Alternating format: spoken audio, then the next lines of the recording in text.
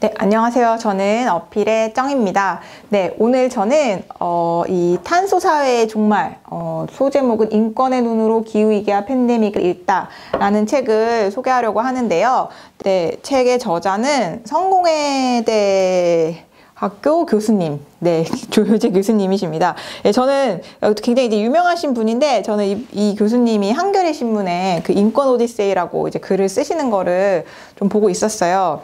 근데 이제 얼마 전에, 몇 년 전에 이제 미세먼지가 되게 이제 심했을 때, 깨끗한 공기를 호흡할 권리라는 글을 이제 기고를 하신 걸 보고 굉장히 반가웠어요. 왜냐하면 이제 이런 소위 환경 문제라고 우리가 인식하고 있는 것들을 어떻게 이제 인권의 장에서 이제 논의할 수 있는지 그런 얘기들이 굉장히 많이 되고 있는데, 그런 얘기를 이제 적극적으로 하고 계신 거를 보고 되게 반가웠고, 그래서 찾아봤더니 2015년도에 진작에 이제 파리 기후협약이 체결되기 전에 굉장히 이제 절박한 심정으로 기고를 하신 게 있더라고요. 그때 이제 한겨레 칼럼 쓰셨던 제목이 기후변화 절체절명의 인권이라는 그 칼럼을 쓰신 걸 봤는데, 보니까 그 내용이 이제 기후위기는 생명권, 건강권, 그리고 생계권을 침해하는 굉장히 이제 심각한 구조적 폭력임에도 불구하고 인권 침해로 다뤄지지 않고 있다. 그지만 그게 이제 변하고 있고, 기후변화를 야기하는 화석연료의 사용이라든지 온실가스 배출, 이런 것들은 굉장히 이제 중요한 인권 문제로 다뤄야 된다. 그러니까 결국은 이런 거죠. 화석연료 채굴이라든지 온실가스 배출은 인권 침해다, 인권 유린이다 라는 얘기를 하면서 인권 문제로 이걸 다뤄야 된다 라고 이제 얘기를 하시고 있는 걸 봤어요. 근데 사실 이 책을 읽을 시간이 없으시면은 그 칼럼 하나만 읽어도 사실은 굉장히 중요한 그 주장의 내용들이 담겨 있지 않나 그런 생각이 들고요. 이 책 자체는 좀 보시면 알겠지만 되게 두꺼워요. 그래서 이제 1장부터 33장까지 33장인데 뭐 5부로 나뉘어져 있어요. 제가 이제 간략하게 내용을 소개를 하자면, 1부에서는 기후위기의 성격에 대해서 이제 이야기를 하고 있고요. 기후위기는 한마디로 얘기하면은 이전에 인류가 마주한 적이 없는 너무 심각한 위기다. 이런 건 본 적이 없다. 그럼에도 불구하고 잘 대처를 하지 못하고 있는데 우리는 인권으로 이 기후위기의 돌파구를 찾아야 된다라는 이야기고, 2부에서는 근데 그럼 인류가 이걸 왜 대응을 하지 못하느냐에 대한 분석인데요. 여기에서 이제 저는 이 부분도 되게 좋았는데, 이런 원인에 대해서 굉장히 이제 선명하게 말씀을 하세요. 이거는 정말 이 배경 찾아가자면 식민지배와 제국주의 시대에 형성된 그런 화석연료에 의존하는 전 세계의 개발 모델이 퍼진 거에 기원이 있고, 그리고 지금 국가들이 굉장히 국익 위주로 행동을 하고 있고, 그리고 그런 초국적 기업들, 화석연료를 채굴하고 또 사용하고 하는 그런 다국적 기업들이 이 필드에서 굉장히 이제 막강한 힘을 이제 쓰고 있기 때문에 대응이 마땅치가 않다라는 얘기를 하고 있고요. 또 이제 3부에서는 이 기후위기가 천재, 자연재해가 아니라 분명한 인재이다. 그렇기 때문에 이거는 인권 유린의 책임을 물을 수 있다라는 굉장히 이 책의 핵심이 되는 주장들을 하고 있습니다. 그래서 이제 기존에 이제 기후변화를 대응하는 그런 레짐과 기후변화 레짐이라고 하는데, 거기랑 이제 인권 레짐이 따로따로 이렇게 뭔가 발전을 해왔는데, 최근에 이제 어떻게 만나고 있는지, 그리고 이제 뭐 기후소송이라든지 뭐 그런, 그 기존에 이제 인권 논의로 사람의 권리를 논의됐던 것들이 어떻게 이제 자연의 권리까지 확장이 되고 있는지, 그런 얘기들을 3부에서 다양하게 소개를 해주고 계시고요. 4부에서는 어떻게 이 위기를 극복해야 하는가, 4, 5부는 이제 그런 제안, 그리고 어떻게 이런 변화가 시작되고 있는지 그런 얘기들이 있어요.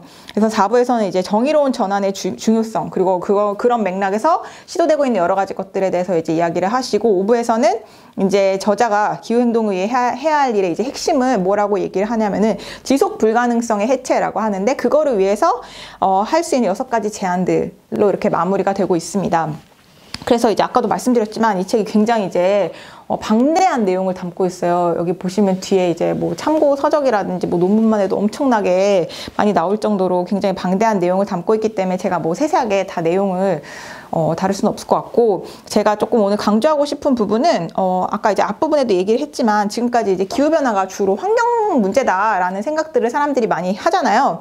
하지만 이거는 분명한 인재다라는 거죠. 사람이 초래한 위기이기 때문에 이거는 인권 문제를 다뤄야 된다라는 부분이 있고요. 이게 이제 7장에서 이런 얘기가 이제 자세하게 나오는데, 거기 이제 잠깐 자세히 나눠보자면, 거기 이제 무슨 말씀을 하시냐면은 기후위기를 인권 문제로 다룬다는 거는 기후위기를 다루는 서사구조가 달라진다는 뜻이다 라는 말씀을 하시는데, 그 부분에 이제 굉장히 공감을 할 수 있었어요. 그래서 그 기후변화에서는 원래 이제 통상적인 서사는 인위적 온실가스가 기후위기를 초래했으므로 각국은 온실가스 감축을 시행해야 된다라는 그런 서사였는데, 이제 인권의 서사로 이거를 바꾸면은 정부나 기업이 시민들의 권리를 침해하면 그들의 책임을 묻고 정의를 세워야 한다라는 식으로 바뀐다는 거죠. 그래서 이런 서사의 변화를 통해 사람들에게 기후변화를 인간화시켜서 자신의 문제로 인식할 수 있게 하는 거에 도움을 줄 수 있다라는 말씀을 하고 계세요. 그래서 이제 또 이제 기후위기를 인권 문제로 인식한다는 거에 그런 이점에 대해서도 이제 말씀을 하시는데, 이건 이제 분명히 시스템이 있다는 거죠. 기후변화가 그런, 아까도 얘기했지만 천연재해로 일어나는 게 아니라 그거를 야기하는 그 구조, 시스템이 있기 때문에 가해자인 정부와 기업을 식별해야 되고, 그리고 그들에게 책임을 물으려는 노력이 필요하다라는 식으로 접근을 할 필요가 있다. 그러니까 이거는 어떤 의미에서 중요하냐면은, 지금 이제 논의되고 있는 거는 기후변화 때문에 폭염이 일어나고 뭐 이렇게 전염병이 일어난다든지 아니면 태풍이 발생한다든지 이런 일이 일어났을 때 어떻게 대응을 하냐, 이런 사후적인 대응뿐만이 아니라 그 인권 침해를 야기하는 구조에 대해서도 본질적으로 그거에 대해서 이제 우리가 생각하고 대응을 할 수 있어야 된다라는 이야기가 있는 거죠. 그러면서 또 이제 인권 문제로 다루는 거에 장점에 있어서 뭐가 있냐면은, 기후변화는 결국 정치적 타협의 대상이 아니라 이 국가의 의무로서 이제 기후변화 대응을 해야 된다라는 것이 명확해지고, 그리고 기후변화의 책임이 적으면서도 불공평하게 굉장히 많은 피해를 입고 있는 그런 섬나라라든지 그런 취약계층들이 있잖아요. 이런 또 미래 세대, 이런 사람들의 목소리를 대변하기에 이제 유리해진다. 그리고 이런 기후변화에 대응을 하는 문제가 비용과 편익으로 접근할 수 있는 문제가 아니라는 그런 함의를 갖게 되기 때문에 굉장히 이런 서사의 변화를 일으키는데 중요한 의미를 갖는 것이다 라고 얘기를 하고 있습니다. 그래서 굉장히 저는 그 부분에 대해서 공감을 했고, 저도 이제 그 예전에 지금도 이제 진행 중인 그런 사건에 대해서도 생각이 나더라고요. 그래서 예를 들어서 이제 저희가 이제 그런 파푸아섬 같은 데서, 인도네시아 파푸아섬에서 이제 팜 농장이 들어오는 일에 대해서 저희가 계속 대응을 하고 있잖아요. 근데 거기서 이제 사람들이 강물을 이제 이 팜 농장이 들어오기 전에까지는 이제 강물을 그냥 마시고 또 일상 생활용수로 이제 활용을 했었던 거죠. 근데 이제 이 사람들이 강물 색깔이 변하고 또 이걸 마시면은 이제 뭐 가려워지고 몸이 아프고 이러니까 더 이상 생활용수로 쓰지도 않고 당연히 이제 마시지는 않는 거예요. 이런 변화가 일어났는데, 이거를 만약에 이제 지금까지 이제 해왔던 방식은 그 강물에 뭐 그런 BOD, COD 같은 데이터를 산소 포화도 이런 거를 측정을 하고, 또 뭐 화학 물질이 얼마나 발견이 되는지 이런 것들을 측정을 했을 때 할 수 있는 얘기는, 정부에서는 이거 정부 기준치에 부합하는 거다, 이거 그 기준치보다 나쁘지 않으니까 뭐 강물이 오염되지 않았다, 이런 식으로 말을 하는 거예요. 근데 분명히 그 주변에서 이제 그 강물을 의존해서 살고 있던 사람들은 더 이상 강물을 먹을 수도 없고 이거를 생활용수로 사용할 수도 없는데, 그 수치가 충분히 나쁘지 않기 때문에 그건 문제가 안 된다라는 거는 사실 도움이 안 되는 얘기거든요. 그래서 그리고 또 이제 이런 BOD, COD 같은 데이터를 측정하는 것도 되게 복잡해요. 이거를 알 수도 없고, 그리고 그런 인과관계를 이제 뭐 이거를 증명을 하기도 굉장히 어려운 거죠. 그래서 이런 식으로 접근을 했을 때, 이 수치와 데이터로 접근을 했을 때는 질 수밖에 없는 싸움이다 라는, 그 광물이 충분히 오염되지 않았다 라는 결론이 나버린단 말이에요. 근데 우리가 이거를 만약에 권리의 언어로 이제 접근을 하면은 이게 사실 할 말이 생기는 거예요. 예를 들어서 이제 물에 대한 권리라는 것이 있는데, 이거는 누구에게나 이제 보장이 되어야 되는데, 물에 대한 권리는 가용성, 물을 이제 쓸 수 있는지, 그리고 물의 질, 그 다음에 물에 대한 접근성이 보장되어야 된다라는 식으로 우리가 이 권리 입장에서 이 문제를 이제 보기 시작하면은 이 사람들의 물에 대한 권리는 분명히 이제 침해가 됐다는 거죠.